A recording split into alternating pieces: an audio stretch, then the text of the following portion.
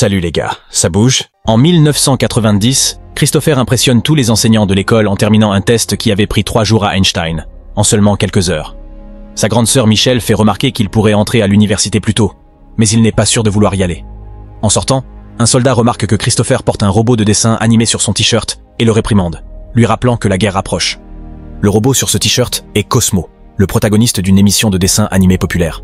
Cependant, en raison de la montée des sentiments anti-robots à travers le pays, l'émission est annulée.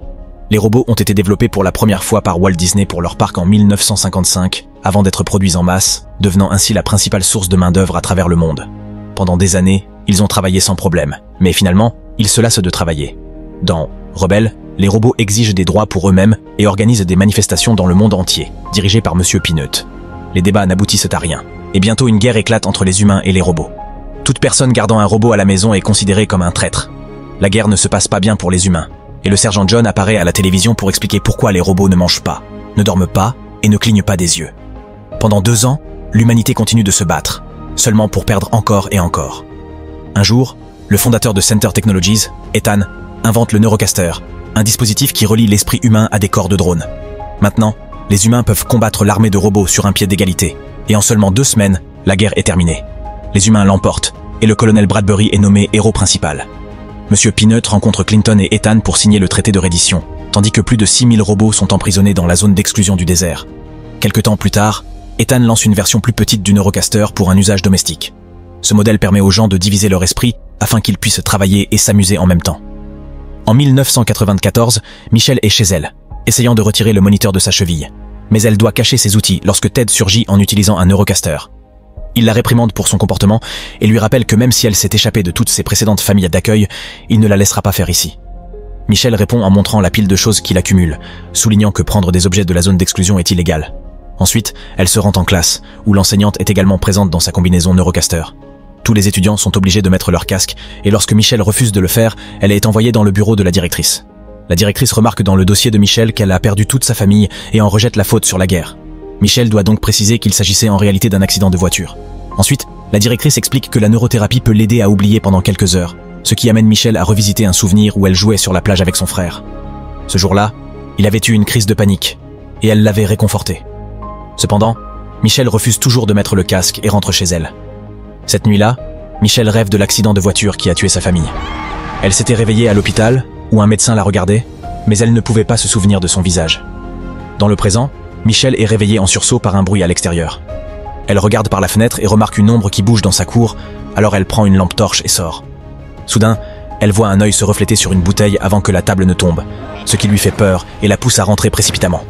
Elle essaie d'avertir Ted de l'intrus, mais il est perdu dans le monde du Neurocaster. Lorsque l'intrus entre, Michelle court se cacher sous son lit. Cependant, l'intrus est un robot et soulève facilement le lit pour la regarder avec le visage de Cosmo. Michelle court dans un coin de la pièce et essaie de communiquer avec Cosmo, qui utilise des gestes pour indiquer qu'il la cherche. Ce robot ne peut pas parler et ouvre sa tête pour que Michelle répare son circuit vocal. Mais malheureusement, il ne dispose que de quelques phrases préenregistrées. Ensuite, Cosmo attrape une photo des frères et sœurs et continue de pointer entre lui et Christopher, sous-entendant qu'ils sont la même personne. Michelle ne le croit pas et arrache la photo de ses bras. Cosmo. Cela le fait s'écraser contre les étagères. Le bruit réveille Ted, qui vient dans la pièce pour trouver Cosmo. Il blâme Michelle pour cela et lui crie dessus, déclenchant une dispute qui se termine par Ted la poussant contre le robot. Cosmo fait le même geste que Christopher avait l'habitude de faire, ce qui convainc Michelle de son histoire avant de pousser Ted contre le mur. Un Ted furieux attrape un club de golf et tente de frapper Cosmo, qui casse rapidement le club et repousse Ted à nouveau. Cette fois, il finit par saigner et se précipite pour appeler 911 avant que Michelle ne le paralyse avec un taser jusqu'à ce qu'il perde connaissance. Ensuite, Michelle et Cosmo montent dans la voiture de Ted, et le robot enlève facilement le moniteur de sa cheville. Michelle ne sait pas conduire, mais improvise. Quand Ted les poursuit dans son Neurocaster, la voiture le fait tomber, et le duo parvient à s'enfuir. Le lendemain matin, la voiture s'arrête au milieu de la route parce qu'elle a un pneu crevé. Michelle vérifie le coffre pour récupérer la roue de secours, mais celle-ci est également cassée. Elle commence à harceler Cosmo avec des questions. Alors il explique que Christopher est vivant quelque part, et le contrôle à distance. Quand Michelle demande comment trouver son frère, Cosmo pointe le logo de la société Center sur un panneau, en utilisant une canette de Dr Pepper et d'autres gestes. Cosmo mentionne un docteur avec des lunettes, et Michelle se souvient à nouveau de son réveil après l'accident. Elle se rappelle maintenant le visage du docteur Amherst, et comment il lui avait dit que Christopher était mort à l'hôpital. Michelle sort alors une carte, et Cosmo pointe un endroit au milieu de la zone d'exclusion. Ils auront besoin d'un plan pour pénétrer dans un endroit aussi dangereux. et Michel se souvient de toutes les choses illégales que Ted a achetées. Il y a une boîte dans le coffre de la voiture avec l'adresse de la boîte postale de l'expéditeur au Nouveau-Mexique. Alors il décide de chercher cette personne, car elle pourrait savoir comment entrer dans la zone. Le duo se faufile dans un train pour la moitié du voyage et continue l'autre moitié à pied. Le soir, Michel s'arrête dans un magasin pour acheter de la nourriture, et en sortant, elle voit un camion arriver. Alors elle entraîne Cosmo dans une ruelle pour se cacher. Le conducteur s'avère être John, qui ouvre la boîte postale que le duo recherchait et en sort une grosse somme d'argent. Ensuite, un homme apparaît dans son Eurocaster pour acheter une arme à John. Soudain, le client retourne l'arme et menace de tirer sur John, mais il est frappé par un coup électrique qui désactive son Eurocaster. C'était l'œuvre d'Herman, le robot partenaire de John, qui l'aide à déplacer la machine tombée tout en discutant de la manière d'obtenir ses pièces. Pendant qu'ils sont distraits, Michel et Cosmo se faufilent à l'arrière du camion. Pendant ce temps, Bradbury trouve la voiture abandonnée de Ted. Le lendemain, le camion arrive dans une ancienne mine près de la zone d'exclusion. John et Herman déplacent leurs dernières acquisitions à l'intérieur, ignorant que Michel et Cosmo sont cachés dans une boîte. Alors que John et Herman se disputent à propos de câbles manquants, Michel tente de profiter de la distraction pour se faufiler.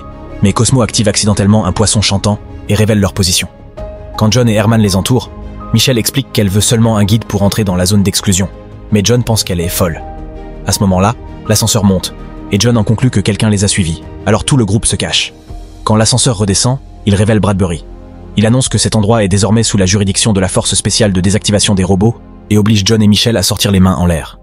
John essaie de faire passer Michel pour sa sœur, mais Bradbury la reconnaît et déclare qu'elle est en état d'arrestation.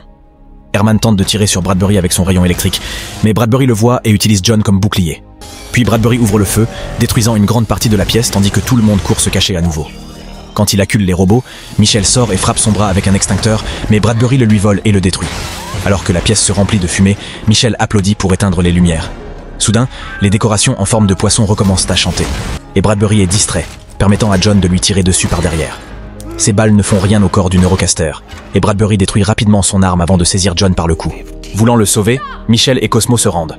Après avoir jeté John au loin, Bradbury commence à marcher vers le duo, expliquant que Cosmo est marqué pour désactivation. À ce moment-là, Herman fait tomber une énorme grue pour capturer Bradbury. Ensuite, tout le groupe saute dans un wagonnet de mine pour s'échapper. Cependant, John met trop de temps à trouver la bonne clé, et Bradbury a suffisamment de temps pour se libérer. Il tire sur le chariot pour le faire descendre, et tente également de tirer sur Cosmo. Mais Herman le désarme à nouveau, et désormais les deux robots commencent à se battre avec lui.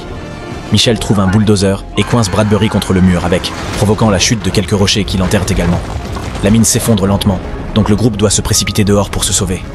Voyant sa maison s'effondrer, John hurle de frustration et crie après Michel, lui reprochant d'avoir tout gâché. Il est interrompu par des bruits étranges à proximité, alors le groupe court se cacher dans une grotte et observe des robots charognards qui cherchent des pièces pour se réparer. Quand John voit une ouverture, il sort et détruit le robot pour pouvoir entrer dans son garage. Il garde une camionnette et une énorme combinaison que Herman utilise pour se rendre plus grand. Après de nombreuses disputes, Michel convainc John de l'aider. Quelques minutes plus tard, Michel, John et Cosmo sont à l'intérieur de la camionnette, qui est transportée par Herman dans la combinaison. Ils entrent dans la zone d'exclusion, et Michel voit tous les robots détruits au sol. Pendant le voyage, John partage l'histoire de sa rencontre avec Herman. Pendant la guerre, l'équipe de John a perdu une bataille et s'est retrouvée entourée d'ennemis. Les soldats devaient être exécutés par les robots, mais Herman a vu John pleurer et l'a sauvé. Quelques jours plus tard, les drones du centre les ont trouvés, et n'ont pas écouté John quand il a essayé de leur dire qu'Herman était gentil. Alors, le duo a dû fuir pour éviter d'être tué. Pendant ce temps, Ethan utilise son Eurocaster pour revivre un souvenir avec sa mère décédée. Mais l'appareil commence à mal fonctionner, et il doit l'éteindre. Il crie sur ses scientifiques et exige de savoir ce qui se passe avec les systèmes de l'entreprise. Les hommes révèlent alors que Christopher s'est échappé. S'ils ne le trouvent pas d'ici vendredi, toute l'entreprise s'effondrera. Un Ethan désespéré rencontre plus tard Bradbury dans le monde virtuel. Il sait que Cosmo est sur la liste des cibles de Bradbury et lui propose de ne pas le livrer aux autorités. Ethan veut qu'il lui remette Cosmo à son entreprise. Dans la mine, le Neurocaster de Bradbury est à nouveau activé. Dans le désert, le groupe discute de l'idée d'entrer dans un centre commercial abandonné pour chercher de la nourriture. Un robot les voit et leur lance un réfrigérateur, brisant la vitre avant de la camionnette. Herman essaie de fuir, mais l'ennemi continue de lancer des objets et le fait tomber. La camionnette se renverse, et le groupe est immédiatement entouré par des robots qui les capturent et les emmènent au centre commercial. À l'intérieur, il y a une société entière de robots, allant des modèles de divertissement aux simples appareils ménagers. Il y a même un géant à l'extérieur qui les regarde à travers la fenêtre. Monsieur Peanut arrive et s'excuse de les avoir capturés, expliquant que les robots pensaient qu'ils étaient des charognards dangereux. Lorsque Michel lui explique sa situation, Peanut révèle que le docteur Amherst a visité cet endroit une fois et qu'il possède un doctorat en interaction homme-machine. Peanut l'a rapidement chassé, donc il ne sait pas où se trouve le docteur maintenant.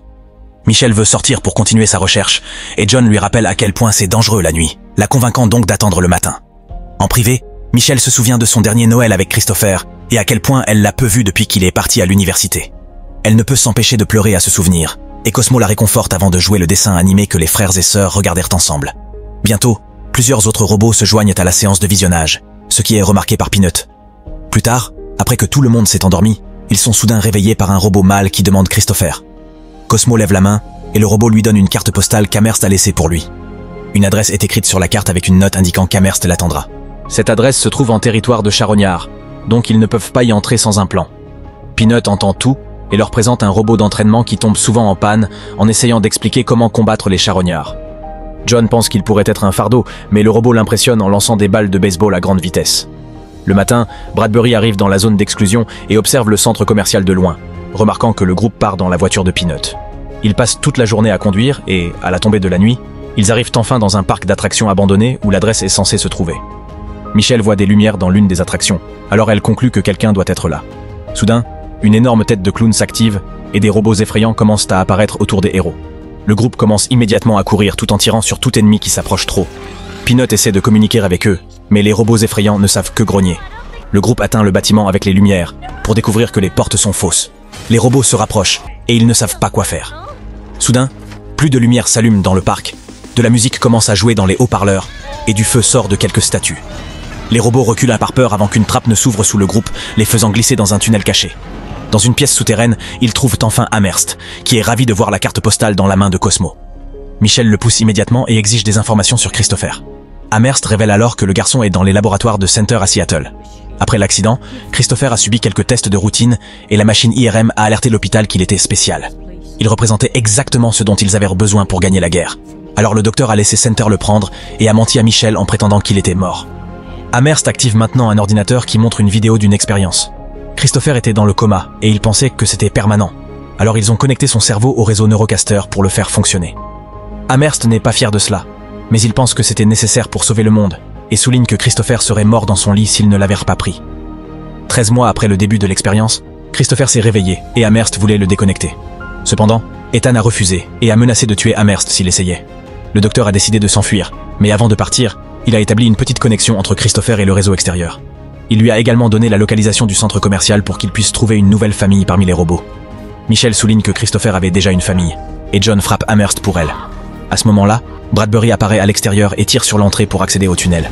Lui aussi glisse et trouve la pièce vide. Les lumières s'éteignent soudainement, et Peanut attaque Bradbury par derrière pour le fracasser contre un réseau électrique. Le neurocaster de Bradbury est électrocuté pendant quelques secondes. Il laisse tomber son arme, mais parvient à repousser Peanut pour se rétablir. Un combat s'ensuit, et Peanut révèle une épée cachée dans sa canne, mais Bradbury est toujours plus fort et le maîtrise facilement. Le reste du groupe s'enfuit discrètement, mais ils se figent lorsqu'ils entendent un bruit. Un groupe de neurocaster soldats apparaît dans les airs et atterrit autour des héros, leur demandant de se rendre. Le robot d'entraînement commence à tirer des balles avec une telle force qu'il parvient à briser quelques casques. Ethan voit tout cela à travers les caméras et ordonne aux soldats de capturer Cosmo, quitte à tuer tout le monde si nécessaire. Cosmo lance une balle pour distraire un soldat, et Michelle apparaît derrière lui en lui tirant de la peinture dessus, jusqu'à ce que son propulseur tombe en panne et qu'il s'écrase au plafond. Lorsqu'un deuxième soldat essaie de la capturer, Amherst lui tire dessus et dit au duo qu'il connaît une issue.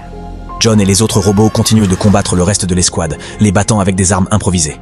Dans la pièce souterraine, Bradbury arrache le chapeau de Peanut et lui dit qu'il a rompu le traité, donc ce qui arrive à sa famille est de sa faute.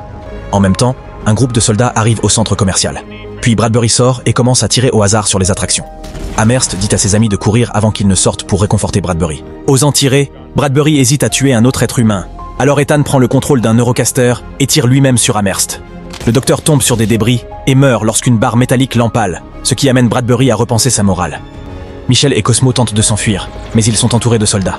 L'un d'eux maintient Michelle au sol pendant que l'autre attrape Cosmo pour ensuite s'envoler. Bradbury tire sur le neurocaster retenant Michelle et lui dit de rentrer chez elle avant de s'envoler lui aussi. Au matin, le groupe retourne au centre commercial et le trouve en ruine, avec la plupart des robots détruits. Pendant ce temps, Cosmo est emmené dans les laboratoires de Center pour être réuni avec le corps de Christopher. Alors qu'Ethan le connecte au système, Bradbury se rend compte qu'on lui a menti et que Cosmo n'est pas juste un robot. Il est furieux d'avoir été envoyé pour chasser un enfant. Ethan lui rappelle que cet enfant l'a aidé à gagner la guerre et affirme que le sacrifice est nécessaire pour faire avancer une espèce. De retour au centre commercial, John dit à Michelle qu'elle ne devrait pas abandonner et qu'il l'aidera si elle décide de continuer à se battre. Michelle vérifie alors l'ordinateur d'Amherst pour confirmer qu'il contient les codes pour quitter la zone d'exclusion et la localisation du laboratoire de Seattle. L'ordinateur explique également que si Christopher est déconnecté, tout le système Neurocaster et l'entreprise elle-même s'effondreront. À ce moment-là, Peanut revient et lui rappelle qu'il a signé un traité pour parvenir à la paix. Mais Michel le convainc que l'attaque contre le centre commercial rend le traité invalide.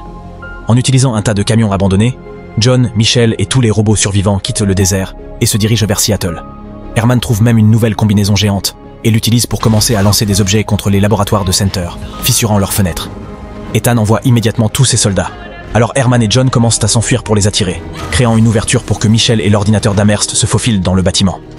John tire sur les soldats arrivants, tandis qu'Herman les écrase avec ses énormes mains. Cependant, l'un des neurocasters se détruit lui-même et fait tomber la combinaison d'Herman. Lorsqu'un soldat plaque John au sol, Herman révèle qu'il a une deuxième combinaison à l'intérieur de la première et sauve son ami afin qu'il puisse continuer à courir. Une fois l'escouade suffisamment éloignée, le reste des robots se joint aussi au combat, ce que Bradbury observe à travers les caméras. Un Ethan furieux se précipite dans son bureau pour enfiler un casque secret qui lui permet de contrôler un neurocaster spécial. Il rejoint le combat et met facilement à terre la plupart des robots dans le laboratoire principal. L'ordinateur d'Amherst fait semblant d'être un robot fou et violent pour effrayer les scientifiques. Michel confirme que son frère est toujours en vie, mais pour lui parler, elle aura besoin d'un neurocaster. En même temps, Bradbury sort et dit à Peanut où trouver Ethan, affirmant qu'il a enfin trouvé quelqu'un de moins humain qu'un robot. Puis il déconnecte son neurocaster, quittant enfin la guerre. Lorsque Michel met le casque, elle se retrouve dans le souvenir de son dernier Noël avec son frère. Elle dit à Christopher qu'elle veut le sauver, mais il explique que son corps est faible et que le déconnecter le tuera. Cependant, il ne veut pas vivre le reste de sa vie dans cet état, alors il dit à sa sœur de le faire quand même. Pendant ce temps, Ethan détruit la dernière combinaison d'Herman. Le petit robot est également blessé, et John se précipite pour l'aider, mais il est trop tard. À ce moment-là, Ethan est trouvé par Peanut, qui dit vouloir renégocier le traité. Dans le laboratoire, Michel refuse de déconnecter son frère parce qu'elle ne veut pas le perdre à nouveau. Christopher insiste sur le fait qu'il n'a rien ressenti depuis des années, et qu'il ne peut pas être sauvé. Mais ses amis ont besoin d'aide. Après beaucoup de larmes, Michel dit au revoir à Christopher, et revient dans le monde réel, pour finalement le déconnecter.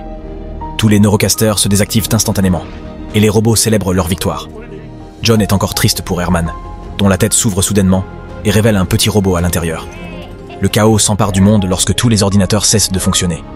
Les actualités commencent à parler des expériences de Center sur un enfant humain, et Ethan est arrêté tandis que les gens réclament que la zone d'exclusion soit démantelée.